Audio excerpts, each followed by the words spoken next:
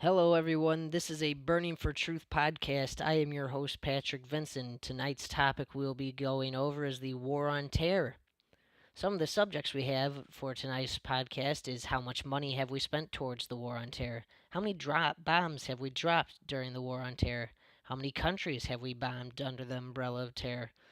And how many civilian casualties from U.S. bombing campaigns have there been because of the War on Terror? Those are just a few of the subjects we'll be discussing tonight. Now, I know many of us are, when we're driving to work, we have to go through these crumbling roads or we have to deal with the crumbling roads in our neighborhoods. We have these crumbling bridges. The infrastructure in America is not the greatest. We have a D rating when it comes to our infrastructure, and that is completely disappointing and unacceptable. But along with that, we also are one of the most wealthiest countries in the world, one of the most industrialized countries, but yet we still don't have tuition free colleges. We don't have universal health care, something nearly every other industrialized and civilized country has for their citizens because the United Nations claims that health care is a human right. Everyone deserves the right to health care. Everyone deserves the right to see a doctor at no crazy expenses. They shouldn't have to have the life or death decision. Do I put food on the table or do I go see a doctor? It should not be those options when you are talking about Medicare. But what is funny to me is that we have $1.7 trillion to spend on the war on terror. That's the number we have spent on the war on terror so far is $1.7 trillion. In front of me, I have a little snippet out of a Forbes article, so I'm going to read that to you right now while I have it here. According to data compiled by the Maractus Center, citing the Congressional Research Service, the cost of global war on terror operations, including both Afghanistan and Iraq, since 2001 had reached about $1.6 trillion by 2014. When war funding approved by Congress for 2015 is taken into account, the total reaches $1.7 trillion. The majority of that funding, some $1.562 trillion, has been allocated to the Department of Defense. The war on terror is proving extremely expensive compared to past military campaigns, putting the cost into context. The bill for the Vietnam War comes to about $686 billion when adjusted to current inflation. So,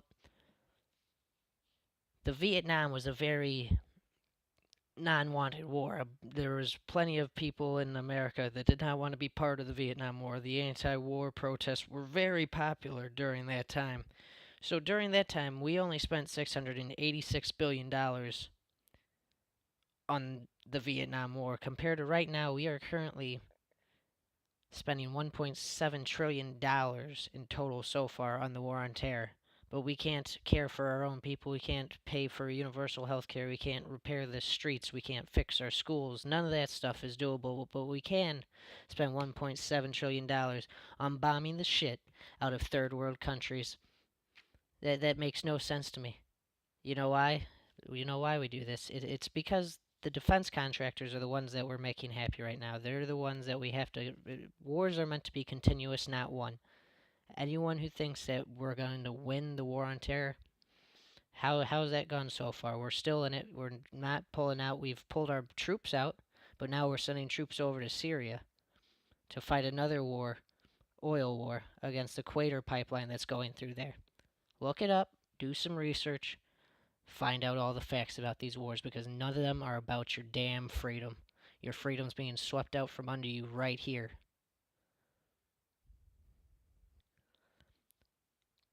Next up, I have a little graph in front of me from the Forbes list. It breaks up the Department of Defense spending, the state spending, and the spending on the VA medical, uh, and how much this is all the cost of the taxpayers. The $1.7 trillion we have used on the war on terror. That's all at the taxpayers' expense. So let me break this down for you. In 2008, that is the largest year that we saw spending for the Department of Defense. That was $195 trillion. $195 trillion. That's fucking crazy.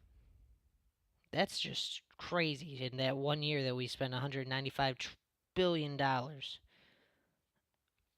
that. That's just outrageous. Outrageous.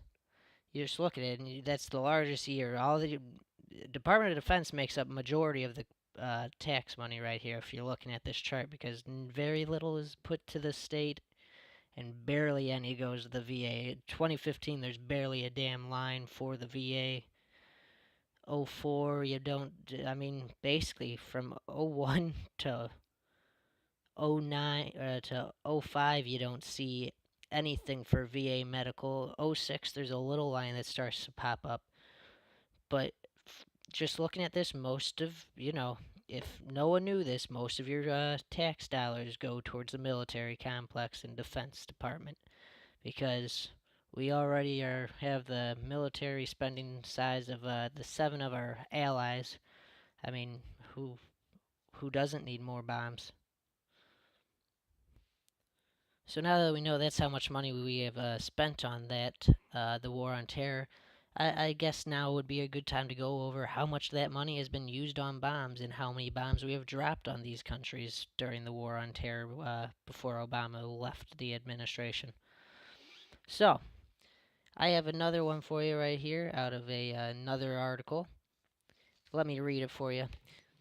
Given there is no publicly uh, articulated interest by the Obama administration officials in revisiting this approach, let's review U.S. counterterrorism bombing for 2015. Last year, the United States dropped an estimated total of 23,144 bombs in 6 countries. 23,144 bombs in 6 countries. So when you're driving down a road and you hit a pothole and you fuck up your front bumper or you pop a tire, be like, wow, why wasn't this road fixed? And then I want you to think of all the innocent civilians that were bombing over there for no fucking reason, just for resources, because Afghanistan, no the resources. We're coming for the resources everywhere we go. Somalia, resources. Yemen, resources. Pakistan, resources. Somalia. Already said that, but that's the newest one that we're going for because the Obama decided to extend the umbrella of war on terror. Of these bombs dropped, 22,110 of them were dropped in Iraq and Syria alone. So out of the 23,144 bombs, 22,110 of those were dropped on Iraq and Syria, other third world countries, because freedom. America, they needed some freedom in their lives. This is estimated based on the fact that the United States has conducted 77% of all airstrikes in Syria and Iraq, while there were 28,714 U.S.-led coalition munitions dropped in 2015. This overall estimate is probably slightly low because it also assumes one bomb dropped is in each drone strike in Pakistan, Yemen, and Somalia, which is not always the case. So, throughout the years as the war on terror goes on from 2001 to 2014, we'll say right now, you'd imagine that terrorist attacks and the people killed by terrorist attacks would go down if the war was being fought successfully, right? So, I've got some numbers in front of me. I'm not going to read all through each individual one because it's pretty high up as we continue going. So I'll read from 2001. The number of terrorist attacks were 355 around the world. The number killed by terrorist attacks were 3,295 people. In 02, 199 terrorist attacks happened, and 725 people were killed by them around the world. In 2003, we had 208 people killed by 208 terrorist attacks take place around the world and 625 people killed. In 2006, we had 14,000 terrorist attacks around the world. 20,000 people died from those terrorist attacks. In 2007, we had 14,000 terrorist attacks around the world, and 22,720 people die from those terrorist attacks. In 2011, we had 10,283 terrorist attacks happen around the world, and 12,533 people die around the world from these terrorist attacks. And then 2014, the number of terrorist attacks were 13,500, and the number killed were 32,727 people. That is a large number. So you'd think, through all these bombing campaigns, you'd be like, oh, wow, we're really stopping the terrorists. But why do all these terrorist attacks keep happening? Why do more and more happen? Why are there more deaths? Well, I mean, when you bomb innocent civilians, which 90% of our drone strikes, U.S. drone strikes, kill civilians. 90%. Check them out. Check out The Intercept, any article. You can find it. Back it up right there. Has killed civilians. So it's almost like when you kill innocent people, they might get angry at you and want to fight back. So I guess what I'm trying to say is when you bomb innocent families and you kill innocent civilians and you take people's kids away right from under them from a bombing campaign, a cluster bomb comes and separates a whole family. The only response is more terrorists are going to come crawling out of those houses. They're going to be coming to fight back, and that is the issue. We're not ending terrorism. We're creating more terrorism, and that is why this war is never going to be ended. It's going to only be more continuous. I've got a little insert here from the Politico. It's about our fellow journalist Ben Swan, whose show was recently taken off the air because he must have uncovered something related to ISIS, because that was his next big thing, was an ISIS story on the United States and how we're funding them, something along those lines. I can't remember exactly, but I know that was a big thing he was working on, and all of a sudden he just dropped it and his show got canceled, his Instagram page and Facebook page got shut down. So he obviously came across something. So right here I've got a little article about him with commentary from him as well. Ben Swan, a journalist and outspoken critic of U.S. foreign policy. Imagine that. They'd want to silence someone that's against U.S. foreign policy. Agreed with this assessment and outlined some other ways the war on terror has destabilized Iraq. He said, before the 2003 invasion, do you know how many suicide attacks there were in Iraq? None. In the country's history, there had never been a single suicide attack. But since the 2003 invasion, there have been 1,892 suicide attacks. So since the 2003 Iraq invasion by the United States, the number of suicide bombers have actually skyrocketed. They've actually gone through the roof. They went from having 0 in history to 1,892. Isn't that just wild? So he continues here. In Iraq, prior to the start of the Iraq War, there were reportedly just over 1.5 million Christians living in that country, and yet shortly after the war started, more than 1 million of them fled to Syria.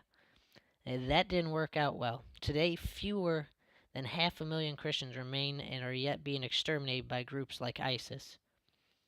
Millions have died in Iraq and throughout the Middle East as a result of modern U.S. imperialism. Current estimates suggest that at least 1.3 million died in the U.S. invasion of Iraq. That is a sick number. We learn about Hitler. We learn about all these other disgusting dictators around the world that have committed awful crimes against humanity. But no one is saying anything about the 1.3 million civilians that have been killed by U.S. invasion of Iraq in 2003. Barely a word. The mainstream news won't touch it. They get all giggly when we're going to go bomb another country. We saw how they were with the Moab. We saw how they were with the 59 Tomahawk missiles. They were all giggly. CNN, MSNBC, they were so pumped to see those missiles go taken off. That money could have been used on so many other things. But, hey, let's get all happy and giggly about bombing the shit out of another third world country. America. The final thing we'll be discussing in tonight's podcast is how many countries is sorry, this is not the final. This is the one before the last subject. I am sorry there. I looked at my script wrong. I am sorry about that. Tonight we'll be going over the 7 countries that we are currently bombing under the umbrella of the war on terror. We are currently bombing 7 countries thanks to our boy Obama. Bush started it, and then Obama worked us into More wars. He didn't take us out. He took our troops out, but he increased the drone warfare, which is, like I said earlier in the podcast, 90% of the targets hit by our drone strikes are civilians. So that is doing no good to the fighting of terrorism. So right here, I'll go over uh, the countries that we have bombed uh, by the war on terror, and I've also got here the numbers of the countries each country got bombed with. So here is Iraq. Iraq and Syria combined was 22,110 bombs, like I mentioned earlier. So Iraq and Syria, those are two countries being bombed by the war on terror. We have Afghanistan here, which has gotten 947 bombs dropped of all weapon platforms, not just like Moab. Not all. I mean, Moab's the first missile we've dropped of that size in this war. So, but cluster bombs, all that, Tomahawk missiles, Predator strikes, etc. All those is what's included here. Pakistan, 11 bombs were dropped in 2015 on Pakistan. Then we have Yemen, which saw 58 bombs get dropped on them in 2015. Somalia, 18 bombs were dropped on them. And now we have Libya as well. So there's 7 different countries that we are bombing in the name of terrorism, and yet the numbers of terrorist attacks aren't dropping. We're not slowing that down anytime soon. So why do we keep doing it the wrong way? What is the right way to handle this? What is the right way to win the war on terror?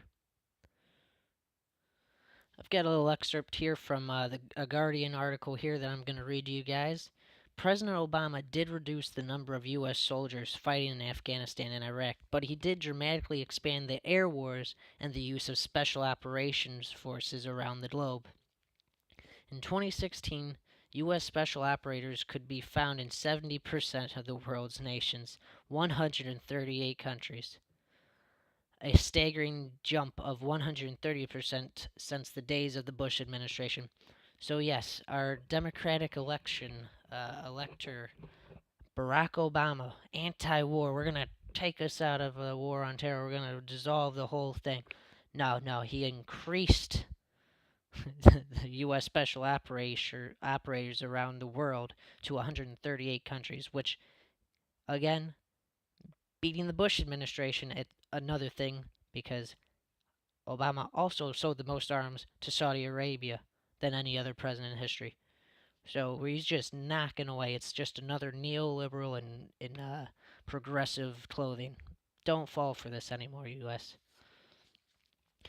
Looking back at President Obama's legacy, the Council of Foreign Relations, Zenko, added up the Defense Department's data on airstrikes and made a startling revelation. In 2016 alone, the Obama administration dropped at least 26,171 bombs. This means that every day last year in 2016, the U.S. military blasted combatants or civilians overseas with 72 bombs. That's 3 bombs every hour, 24 hours a day. Imagine living in that. How could you become a stabilized country? How could you rebuild your country and better yourselves if for 24 hours a day, 3 bombs were dropped each hour? 3 bombs each hour, 24/7. 24/7 in 2016 we had 3 bombs dropped each hour for 24 hours a day. But we don't have money for, our infrastructure. We don't have money for universal health care. We don't have money for, anything useful. We can't invest in our own society. We can only invest in bombing the shit out of third world countries. That's all we have here in the United States anymore, apparently.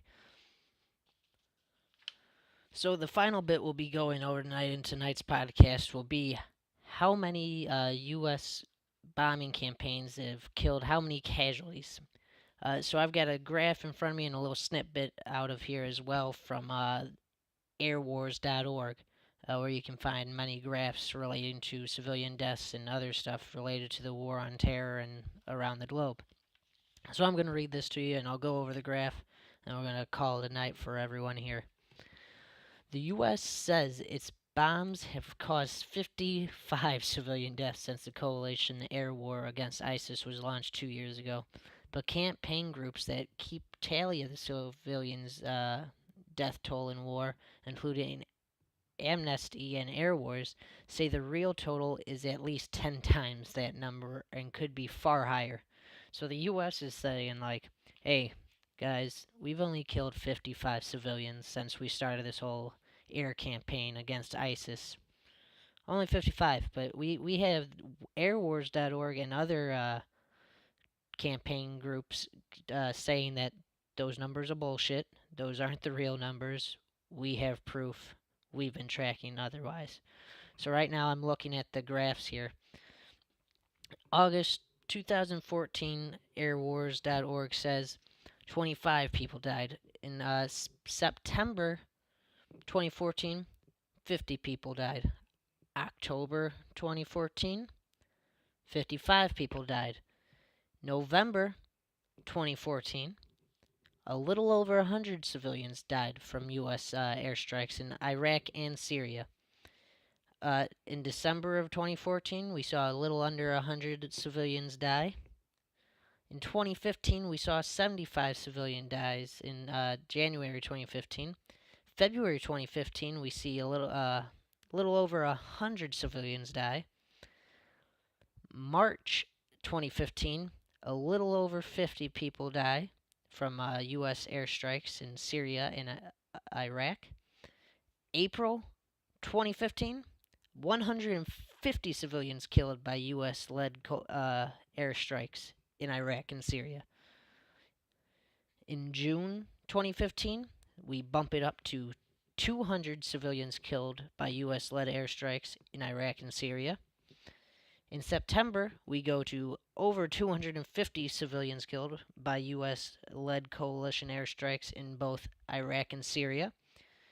And then we go to December of 2015, and we see 175 civilians killed by U.S.-led airstrikes in both Iraq and Syria. And then in July 2016, we see 250 civilians killed by U.S.-led airstrikes. So I obviously didn't go over each month. They kind of were averaging out at a little certain point here between 100 and 150. So you can go online, find this graph on airwars.org. Like I said, they have wonderful information on their website to check out in regards to the U.S.-led airstrikes and the war on terror. So,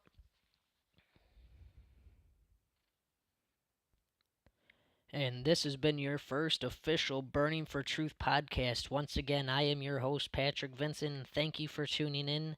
Make sure to like our Facebook page, follow us on Instagram and Twitter, and make sure to subscribe to our YouTube account by clicking the button below. Have a great night.